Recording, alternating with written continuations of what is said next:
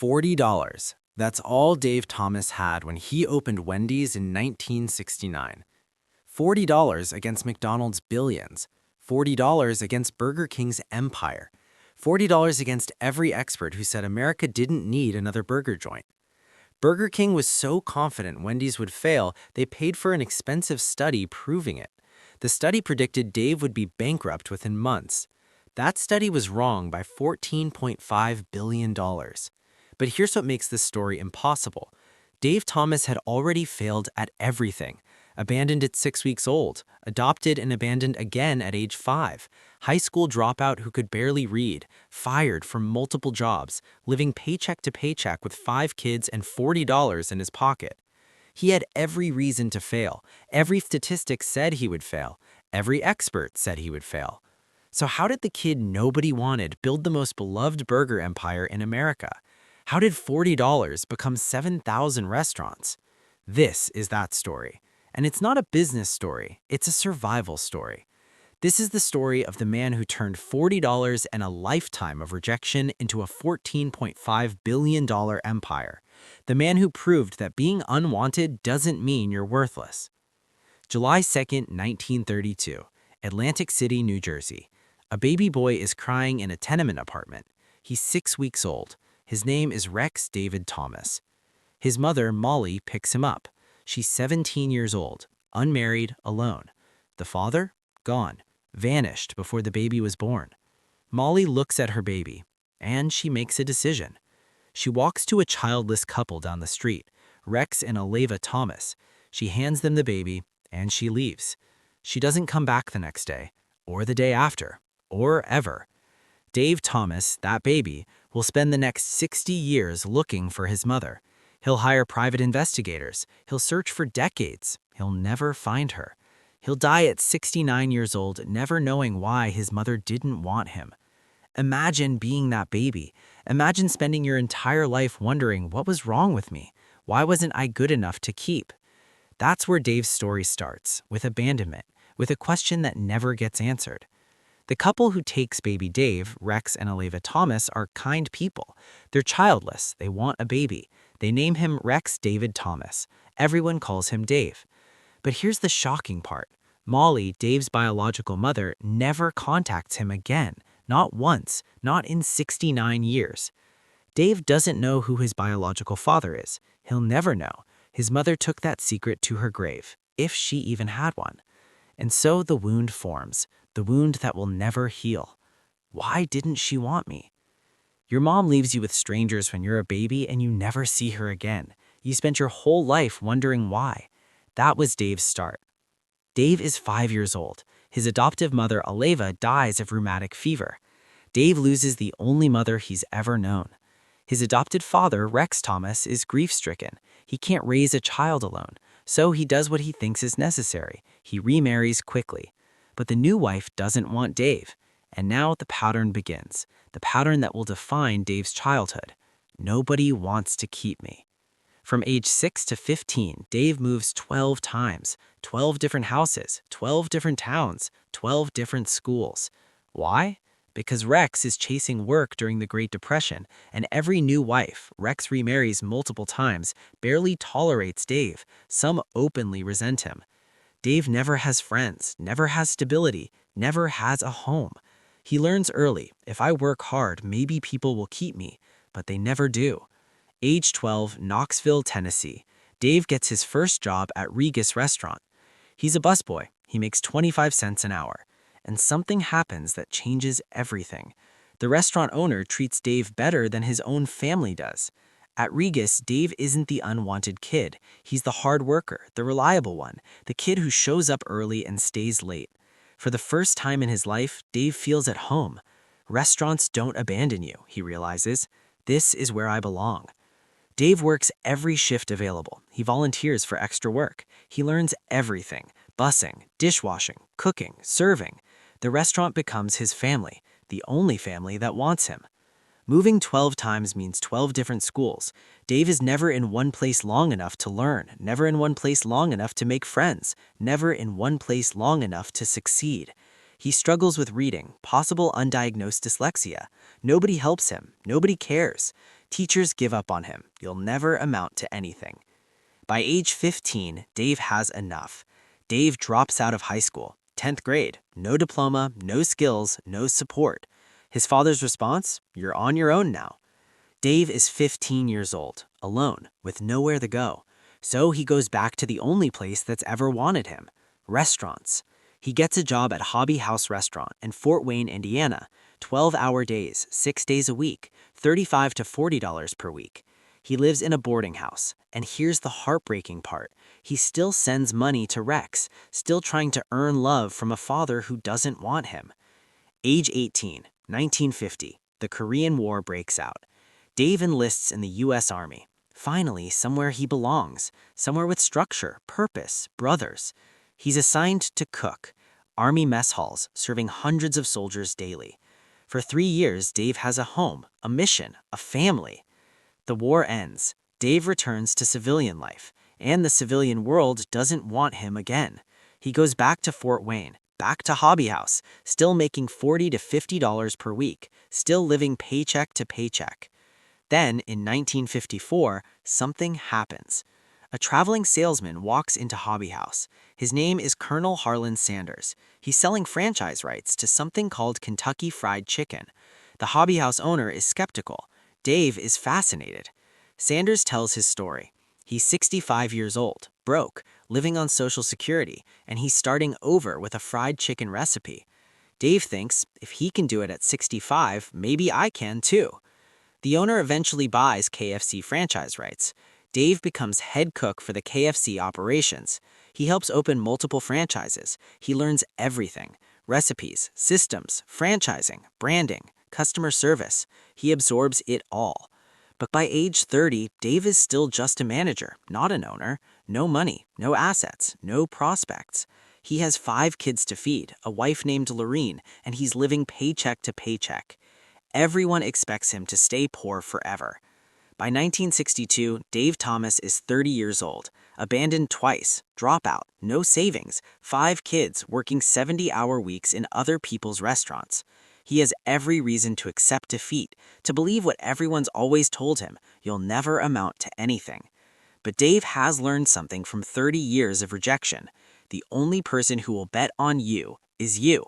And he's about to get a chance that will change everything. 4 failing restaurants, a desperate deal, and $40 in his pocket. What happens next will prove that being unwanted doesn't mean you're worthless. A KFC franchisee is failing badly. 4 locations, losing money, about to close. The owner makes Dave a desperate offer. Turn these restaurants around and I'll give you 45% ownership. But here's the catch. No salary, profit share only. If the restaurants fail, Dave gets nothing. Dave's situation? He can stay at his current job making a steady $50 a week, or he can gamble everything on 4 failing restaurants. His wife, Lorraine, says, "We have 5 kids. We can't afford to fail." Dave replies, "We can't afford not to try. This is our only shot." Dave's entire life savings? $40. That's it. $40 to bet on 4 failing restaurants. Everyone Dave knows says, "You're crazy. You'll be broke in 6 months." Dave's response, "I've been broke my whole life. At least now I'm broke with a chance." He takes the deal, moves his family to Columbus with $40, 5 kids, and a dream. When you have nothing, you have nothing to lose. Dave's first day at the Columbus KFC locations? They're disasters.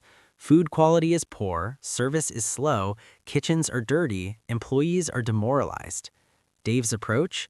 Do everything yourself first. He works 16-hour days, 7 days a week, no days off. He personally cleans the kitchens, retrains every employee, checks every piece of chicken, works every station. Dave builds his turnaround on 3 principles. Quality obsession. He throws out all frozen and pre-made food, insists on fresh chicken delivered daily. He personally checks every piece. If it's not perfect, it doesn't get served. Employees who cut corners? Fired. Colonel Sanders visits one day. He's impressed. "You get it," the colonel tells him. Customer experience. Dave introduces bucket meals, 12-piece family size, creates combo deals, adds fresh sides, mashed potatoes, coleslaw, biscuits made daily. He makes KFC a family dinner destination, not just fast food. And here's the crazy part. Dave gives away free samples. Thousands of pieces of chicken, just gives them away to people walking by. Other franchisees, you're losing money giving away food. Dave, I'm buying customers. They'll come back and pay. He's right, they do. Marketing genius. Dave has an idea. Put Colonel Sanders in commercials. He convinces the Colonel to be the face of the brand. The Colonel is reluctant at first, but Dave produces local TV commercials with the Colonel as spokesperson. The Colonel's Southern charm plus Dave's marketing equals explosive growth. The results? Insane. Year 1, the restaurants break even. Year 2, modest profit. Year 3, huge profits. By 1968, those 4 restaurants that were worthless when Dave took over, they're worth $1.5 million. Dave's 45% share, $675,000. From $40 to $675,000 in 6 years. Age 36, Dave Thomas is a millionaire. Colonel Sanders wants to buy Dave's restaurants, offers $1.5 million for all 4 locations. Dave's decision? Sell. Why? I learned everything I can from KFC. Now I want to build my own. He walks away with $675,000 cash. But there's a non-compete clause. Dave can't open another fried chicken restaurant. He has to do something different. Dave thinks about the market. McDonald's dominates with cheap, fast, frozen burgers. Burger King competes with flame broiling. What's missing? Quality burgers, fresh beef, never frozen, made to order, better ingredients. Everyone tells Dave the market is saturated. McDonald's and Burger King own burgers. There's no room. Burger King is so confident they commission an expensive market research study. The study's conclusion? A premium-priced burger restaurant will fail. Price-sensitive consumers won't pay more for burgers. Dave reads the study. He disagrees completely. Dave's insight? People will pay more if the quality is visible. How do you make quality visible? Square burgers that hang over round buns. You see you're getting more beef. 257 East Broad Street, Columbus, Ohio. Dave invests $250,000, most of his KFC money, keeps $425,000 as a safety net for his family. But symbolically, he opens with $40 in the register. Full circle. The menu is revolutionary for 1969. Fresh beef burgers, never frozen. This is radical. Every other fast food place uses frozen patties. Square patties that hang over round buns. You see you're getting more beef. Made to order. No heat lamps, no pre-made burgers sitting under lights. Made fresh while you wait. Quality toppings. Real cheese, fresh lettuce, fresh tomatoes. Thick-cut fries. Better than McDonald's thin fries. Frosty dessert. Chocolate vanilla swirl. The price? 55 cents for a burger. McDonald's charges 15 cents. Dave is charging 3.5 times more than McDonald's. Critics say nobody will pay that. First week, lines out the door. Why? Because people can see and taste the difference. The kitchen is open. Customers watch the burgers being made. They see fresh beef sizzling on the grill. They see the square patty visibly bigger than the bun. They watch it being made fresh. There's no magic. There's no trickery. Just quality you can see. And the name? Wendy's, named after Dave's 8-year-old daughter, Melinda Wendy Thomas. Years later, Dave explains why. I named it Wendy's because she was wanted. She was loved. Everything I never had. The unwanted child names his dream after his wanted daughter. The logo is Wendy's face. Pigtails, freckles, represents innocence, home cooking, family. Everything Dave never had as a child. Within 6 months, Wendy's is profitable. Within 1 year, national media attention. Articles about the fresh, never-frozen burger that's beating McDonald's.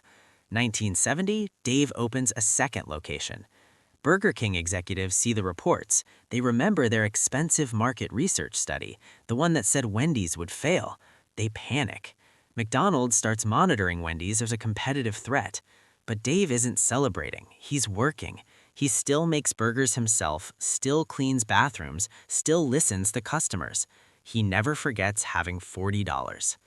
Dave Thomas bet everything on a dream nobody believed in. He bet $40 could compete with billions. He bet fresh could beat fast. He bet quality could beat cheap.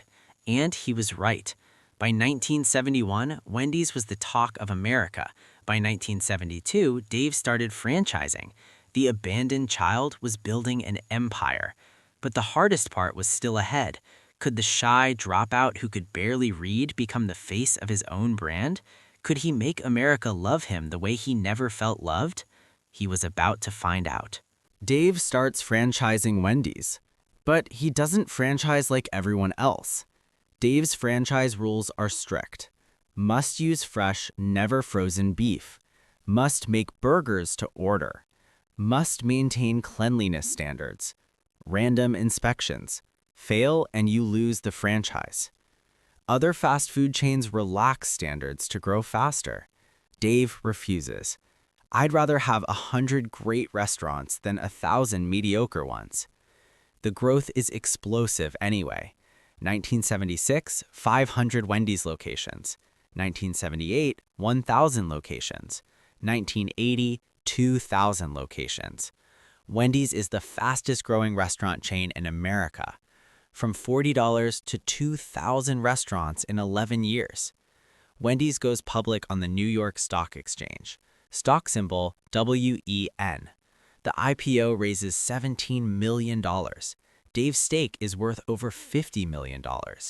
By the 1980s, Dave's net worth exceeds $100 million. But here's what's remarkable. Dave still drives an old car, lives modestly, refuses to live like a rich man. Why?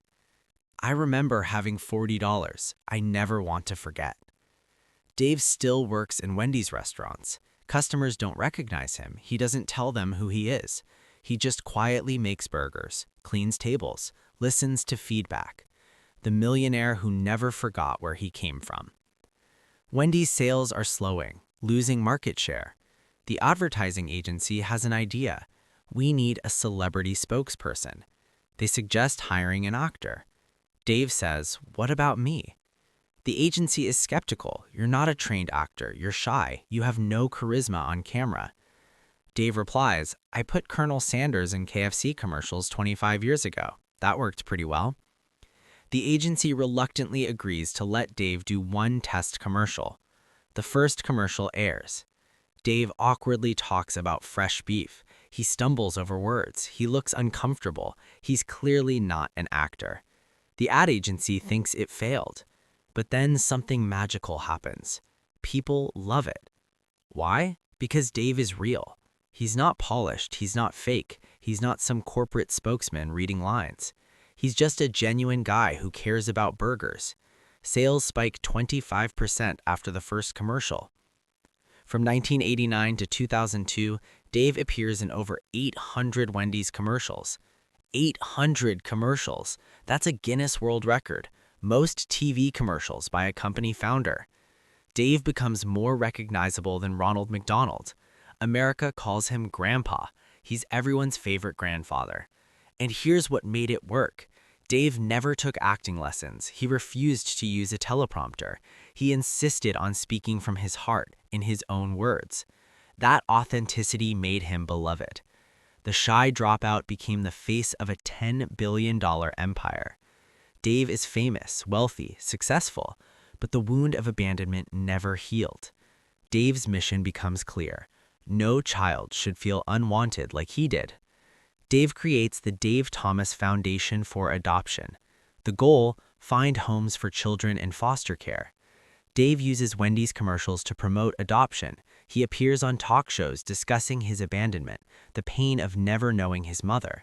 He testifies before Congress, advocates for adoption tax credits to help families afford adoption. Congress passes the adoption tax credit law. Partially because of Dave's advocacy, over 100,000 families are able to afford adoption. Dave personally funds adoptions for families who can't afford it. By 2002, Dave's foundation has helped place over 5,000 children into loving homes. The beautiful full circle. The unwanted child ensures other children are wanted. And in 1993, Dave does something else remarkable.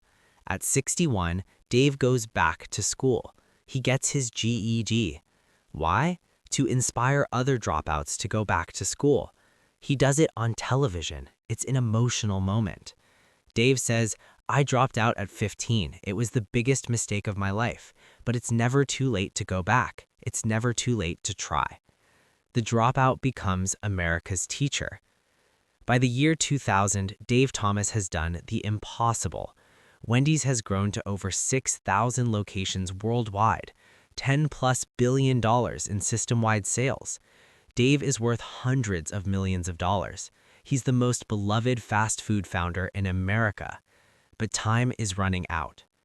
By 2000, Dave Thomas had done the impossible, built Wendy's into 6,000+ restaurants, became America's grandfather, helped thousands of children find families, proved quality beats speed, heart beats corporate, persistence beats genius.